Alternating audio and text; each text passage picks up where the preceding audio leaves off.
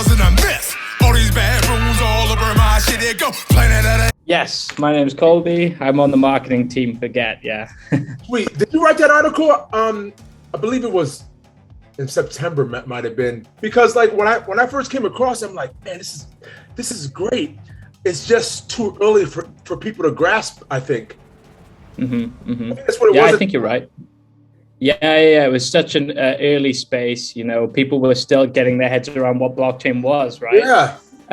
But the space has matured so much now, hasn't it? Which I think it's really such a right time for Get at the moment.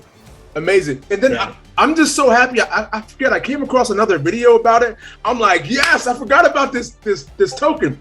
So I start researching again, see what you guys were up to. I'm like, wow, they're doing business as usual. You know, it's just business as usual. You guys, you keep building, and more partnerships are happening. I'm like, let me reach out to these guys to see where they're at and what's happening here. You know what I mean?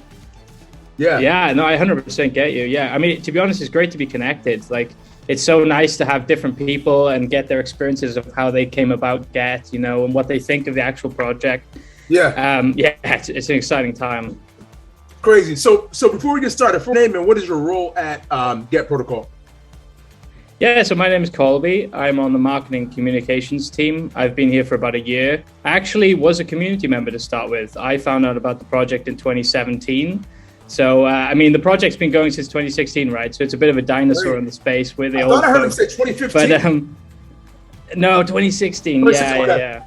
Nice. Yeah. So yeah, I found out about the project. You know, I think it was Martin and Sander, our CEO, and then our business developer. They were doing an AMA. Yeah. I just loved the fact that there's this real world utility, you know, something that actually benefits everyday people. And it was at a time where there were so many people, you know, we're going to have 800,000 transactions per second. And, you know, there were all these buzzwords going along. Right. And Get Protocol, the guys there, you know, it was just, let's change ticketing. There's a flawed system. Let's use blockchain for the better. And let's go from there. And I like that sort of fundamentalist approach. Yes. A very Dutch approach, really. But yeah, I loved it. And I came on board last year and I've been sort of trucking along ever since, loving every moment of it. Honestly, the spotlight on NFT utility right now, particularly with ticketing, is just amazing. I think people are really starting to understand like the intrinsic properties of an NFT, less so than, you know, just the image. There's actually more to it. There's so much more to it. So it's so busy. Yeah. Absolutely. That's great, man. And I was reading something and it was talking about you guys adding programmability for collateral, meaning helping like artists or in different events fund their events prior, which is I thought that was just amazing. Could you speak on that? Yeah, I can speak a little bit on it. I don't want to spoil any surprises because it is something we're like, you know, we've been working on for a long time, and I can't give any, you know, concrete details. Okay. But what I will say is the potency behind it, right? I can talk about why. Right. I mean, at the end of the day, what people don't realize is when you have something that is an NFT, it is essentially a baseline primitive asset on the blockchain. And that comes with a lot of benefits for like the permissionless and composability aspects, where it's like, if it's on the blockchain, first of all, it's transparent. But second of all, you can plug it into different features, right? So for example, decentralized financing is a great example. Yeah. I mean, when you have an asset that's on the blockchain, you can tap it in and really benefit from what is a global payment rail. So yeah, like essentially the problem in the event industry is any big event or any small to medium artist struggles to raise capital. Yeah. Because essentially after 2008, banks were very, very unwilling to give the events industry a loan. And the only people who really could were large ticketing companies, because essentially if they are on the stock exchange, they have a massive bank balance sheet, and they can kind of weaponize that balance sheet in order to provide funding. The problem is when they do that, they're essentially the first people to reach the revenue from an event. So these ticketing companies, they provide the loan. They know exactly the revenue coming in from the event. So they're the gatekeepers of this whole thing. And from that, they can basically put a stranglehold on artists and event organizers, lock them into multi-year ticket contracts in order to raise funding. Absolutely. And then, of course, on the flip side, as a small to medium ticketing company, it's so difficult to compete with that, you know, because not only are these big ticketing companies giving out these crazy loans, locking in contracts, multi-year contracts. Right. They also own like some of the venues and the other parts of the event vertical. So it's so difficult to compete with that. And that's where DeFi comes in, right? That's where DeFi comes in. You're able to actually use this global payment rail. You need to make sure there's trust. You know, it's not something, it's not like because of the fact that it has an external real asset or real system behind it, you're not able to, you know, have it completely trustless. It's not possible. But what you can do is at least use that global payment rails to find financiers who are on DeFi rails, and find event organizers who are willing to have the trust barrier or trust check with the ticketing company, and then sort of get into this system. So it's something that we're working on. No details, but it's something we're excited about because it truly shows the benefits of like a native blockchain asset that is, you know, an NFT ticket. It's amazing. It's amazing. And my mind got to roaming. I'm thinking here, like you have people who do like crypto events or online events. Do you guys have it structured to where they could use this system to even do just online events? Yeah, so funny enough, you know, when the pandemic hit, people were kind of worried about, you know, how is Get Protocol going to do when the pandemic's happening and there's no events. Actually, it was kind of a blessing in disguise because of the fact we made our system mobile or smart ticketing first. What that's allowed us to do is if an artist needs a live stream, for example, they can do a live stream through the platform, still use the ticketing system, check them in like, you know, themselves, and then allow people to actually access a sort of gated live stream. Wow. So yeah, we were able to do online events. You know, we did Guts did a really awesome one called Within Temptation. They're this really cool rock band, and they did this fully like virtual reality live stream. That was last year. I saw that around October. Yeah.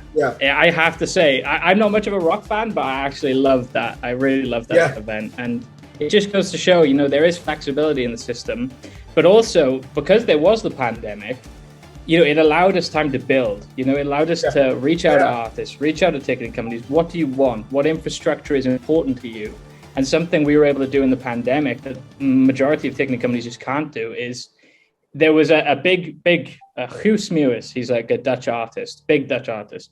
He needed to reschedule his event because the venue he was playing at actually was not compatible with COVID regulations.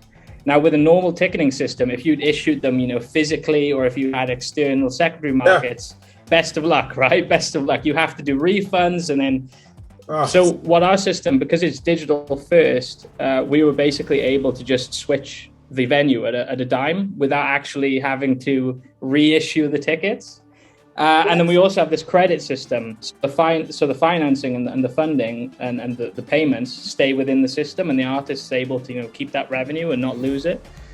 So yeah, it's it's magic what you can do with digital first ticketing, right? That's amazing, because I was also thinking about the other layers of the ticket. People just get a ticket back in the day. You have the physical representation, but you don't have anything else. You're able to program different attributes inside the NFT to where they get NFTs, and also as well as the physical version. Can you tell us about some programmable things you can put in the NFTs? Yeah, sure thing. Yeah, so essentially the way our system works is we have, as soon as a ticket is sold, it is minted as an NFT on Polygon. But we have basically within our product, you actually don't see or know it's an NFT. So you have like a QR code, it's a mobile ticket. You have the mobile app, that's where you see your tickets. But behind the scenes, it's an NFT, which means that anyone who wants to track that NFT, they want to see the whole life cycle of it, they can go on to what we have, an NFT Ticket Explorer. And it's basically just a website. You can see all of that. But when it comes to like the programmable side of it, the nice thing is when you go to your event and your ticket is scanned for the first time, if you've entered your crypto address into the profile, you're able to claim the NFT. So essentially, it's as simple as I'm going to the event, I enter my address into the profile. As soon as the ticket is scanned, it's then distributed, and then I actually own that NFT. I've claimed it, and I've been to that event. Now, there's two incredible things with that. First of all, it's the collectible side of it, right? As you alluded to, back in the day, you'd have the physical tickets. If you went to, Woodstock or, a Michael Jordan event, and it's like this incredible moment, you're going to cherish the ticket. Yeah. The problem with it is the fact that it is still a paper ticket that just, only has text on it. It's not exactly flattering. It still has that memento properties, but what you can do with an NFT, and this is something, of course, majority of people are aware of, like an NFT has image properties, right? You can have a URL in there that displays an image. Mm-hmm. What we can then do is essentially like work with the event organizer, work with the ticketing company. They can provide artwork that then becomes the face of the NFT, becomes that collectible. Right. So, if it's a basketball game, you can slap on this really nice piece of artwork. And then the cool thing is what we're experimenting with is this thing called evolving collectibles. It's the idea of how can we tell a story with this NFT? How can we, really change it and make it personal? So what you can do is essentially update the metadata because it's, again, because it's an NFT property. Yeah. Exactly. You can change it. So, if a team wins, then boom, you get this cool, flash of green or whatever. There's exciting ways you can do it to actually tell that story. It's like, I was there, this is my ticket, anyone can see it. I can trade it if I want to. Yeah. Yeah, it's exciting. That's amazing. And can you tell me, I heard something about proof of attendance and how that can help. Mm-hmm. Yeah, that's a really good shout. Yeah, I mean, proof of attendance is a sort of like loose term. I mean, there's a lot of projects that use a sort of proof of attendance protocol. For example, Popes, they're awesome, right? They're little badges. Yeah. But it's basically the tether. It's like the smart contract that mints the NFT. It is like the way of connecting me as the creator of that NFT to the person who holds it. And the way that works is essentially you have a smart contract address behind the scenes now. This is all behind the scenes. You have this smart contract address, and any NFT minted under that smart contract can be referenced using that smart contract address. A good example is Discord, right? Like, have you heard of Collabland or Guild.xyz? Yeah. What that is really doing is just checking a smart contract address and seeing if you have an NFT that's been minted under it. So this proof of attendance sort of becomes this lasting connection to the artist or event organizer, right, that then allows the fan access into their online community. And the ways you can use this is so, like, it's unbelievable. I mean, to give you an example, every week I'm just blown away at all the different platforms that come into fruition, because you have all of these Web3 platforms and they're all permissionless. And all you need to do is literally go on the website, enter a smart contract address. If there's NFTs that people own, they just sign their wallet and boom, they're in. So what we really want to do is showcase this to artists and event organizers. Like, look, there's this wealth of platforms out there. Your NFT tickets are in the hands of your true fans. Like, that's another beautiful thing about NFT ticketing, because you have to have been to the event to actually have the NFT. Yeah. Whereas like a lot of external NFT drops, they only go into, random people. It may be someone who wants to flip it. It may be someone who only cares about the money. With NFT tickets, it has to have been someone who's attended the event already. And then if you can say to them, hey, jump into my Discord, let's have a one-on-one, let's have an AMA. You have to have the NFT to get in. Right. That artist has that tangible link to fans. Yes. That is incredible. And then they can basically like just control this online brand. So it's really exciting. Whoa, that's a lot. That's a huge shift right there. Huge. Yes. Right? Oh man. It's just crazy. Like, it's crazy that we live in a world where you go to an event, okay, and you just lose the connection to the artist. It's like you have to like look on their Instagram and hope that you manage to find like, oh okay, they posted recently. Yeah. Cool. Wow. It's crazy. And then even then you don't own your brand, right? Like, if Instagram decides to shadow ban you because you posted something that goes against their terms of agreements, best of luck. So like all of these Web3 platforms are just open source, permissionless, anyone can use them. If you don't want to use that platform, you just use another. And the NFT ticket becomes the access token, the membership pass into this community. Wow. So it's really, that's amazing. Because an artist can say, whoever went to my concert in such and such 2000 and I don't know 20, who has the NFT, gets this new NFT drop, and if they have the contract, wallet, and they receive it. Boom, exactly. Boom. And it could even be like if they've gone to an event and it was in Manchester, and then all of a sudden next year the artist performs in Manchester again. It's like, okay, great. Who has a ticket from last year's Manchester event? I'll give them, a discount or a VIP access. Or so you just create this like everlasting community, and every little fan who claims gets to go on your journey with you. Great, that's beautiful. I absolutely love it, man. Is there anything else that I didn't ask that you'd like to share? What I wanted to do is give people like an introduction, because I know many people haven't heard about it yet. But if there's anything else you'd like to share, please do. Yeah, maybe I can give a little bit of a fundamental approach as to what Get Protocol is, because we do this stuff, but sometimes it's not too easy to understand what we actually serve or who we serve. So basically, our aim is to become the open data standard for a right to enter an event. What that essentially means is we work with ticketing companies, and we offer two products. We have a white label and we have a digital twin. The white label is basically this full suite of infrastructure that we've been building since 2016. That's like a mobile app, the ticket shops, the event dashboard, the anti-ticket scalping system, as well as the blockchain and NFT layer. So it's this whole suite. Really, as a ticketeer, you can come in, become our partner, and issue this infrastructure in your local market under your own branding. That's beautiful. So it's really potent, because it's kind of like, why reinvent the wheel? It's like we've built this system. We've had hundreds, even thousands of events that have used this system, and we allow ticketing companies to use it. So that's our white label product. Have you had reoccurring buys from companies that have already used it? Yeah, so it's one of those things where it's like when you, it's not really like a one-time purchase. It's more of just like you become a partner, and then there's essentially like a service fee to use the system. Sweet. And like we have partners across the world really using this system now. We've got some fantastic partners on board. What I love really is the fact that a lot of these partners are just so willing to experiment with what NFTs can do. Yeah. And because of the fact we've kind of made it this option, it's like you will still be able to have one of the nicest experiences buying a ticket, attending an event. It's a seamless flow, right? So if it's like my mother, and she doesn't really care about NFTs, she can still go to the event, have a great time, make sure she gets in, and that's it. And some people, it'll only be that because, best of luck trying to convince your grandma to, set up a cryptocurrency wallet to receive an NFT. It's just not going to happen, is it?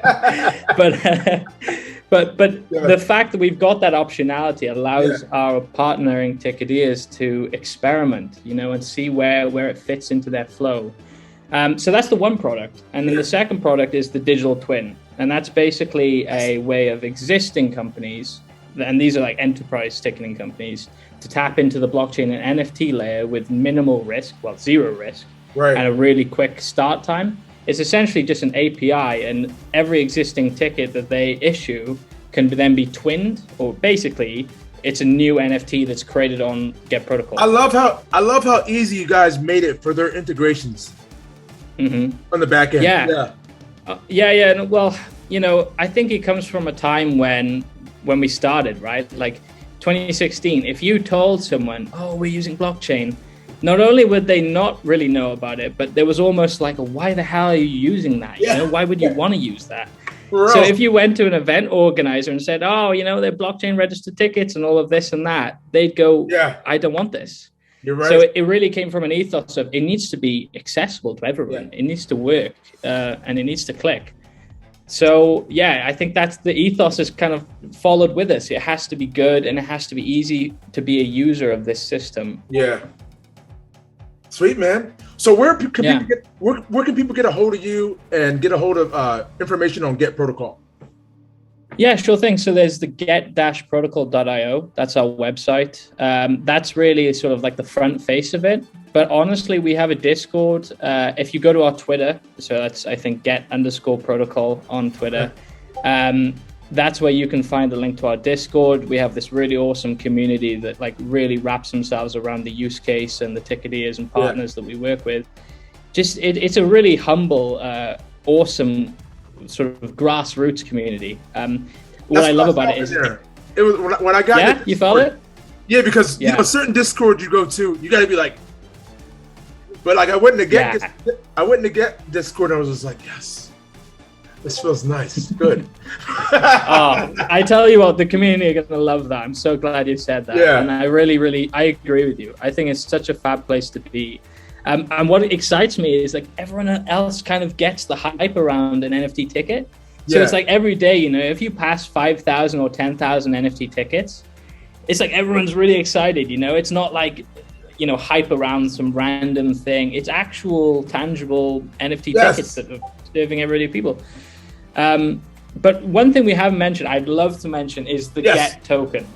Yeah, because it's actually like this thing. It's hilarious because it's like there's so many things to talk about with the NFT tickets and the infrastructure. It's like sometimes the token falls by the wayside, but it's also kind of cool in itself. Yeah, because I mean, you have this cryptocurrency that literally is fueling ticketing operations around the world, and it is needed. Like every ticket needs a bit of GET.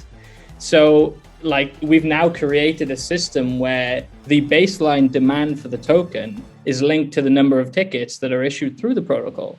So if the market is having an awful day, if the market is, you know, in a bear market, you know that if there are tickets being served around the world, then there is going to be a demand for GET, which I think is such a powerful narrative and powerful reason, because the events industry is not going to care if there's a crypto bear market, right? Like, no one's going to be going to a festival going, oh, crypto's in a bear market right now, right? Damn. Right. So, before I forget, staking. You guys have staking protocols in place? We don't at the moment. It's on our roadmap for this year, so I fully believe it's going to come. And we do. I really understand the importance of staking. Like, as a bit of a DGen myself, like I'm fully integrated in the space. I know how nice it is to have staking. So yeah, I think it's definitely going to be something that we're going to have. We put it on our roadmap. I love the reason. Sorry to interrupt. I said the reason I love staking so much is because like it helps me when my emotions try to get the best of me. You know what I mean? Amen. Yeah, totally get you. Yeah. Right? Like whether there's like some kind of lockup, and even if there isn't a lockup, the fact that you know it's like your token is kind of working for you. Yeah. It's the last thing. It's the last thing you sell, right? Like if you're kind of panicking, if you're needing liquidity, you're not going to touch the thing that's staking just because of the fact that it's working for you. So, yeah, I completely agree with you, man. Sweet, man. Well, I greatly appreciate you for taking your time out today and coming on the show, man. Honestly, no worries. It was a blast. Yeah, it's a great, you have a really good way of bringing people in and making them feel warm and welcome. So yeah, I appreciate that, man. I try my hardest. Yeah. Well, you can tell, man. You can tell. Thank you, man. Well, thanks so much for coming on the show, and we'll have to do this again sometime. Yeah, 100%. Absolutely. We'll be in touch soon, I'm sure. Yeah. Okay. All right. Yes. Talk to you soon. Sweet. Bye. Cause it's the standard in this bitch. XRP. I went to YouTube University, and now they mocking me with no degree. We saying body swift, keep it walking. Respect your elders in these bushes. Bitcoin is talking. You don't have to be rich to be taking advantage of this. This was the beginning of the greatest transformation of wealth the world has ever fucking seen since World War II. Blockchain. We talking about an intellectual choo-choo train. It's DLT up in these streets, man. That's why we rip all on that blockchain.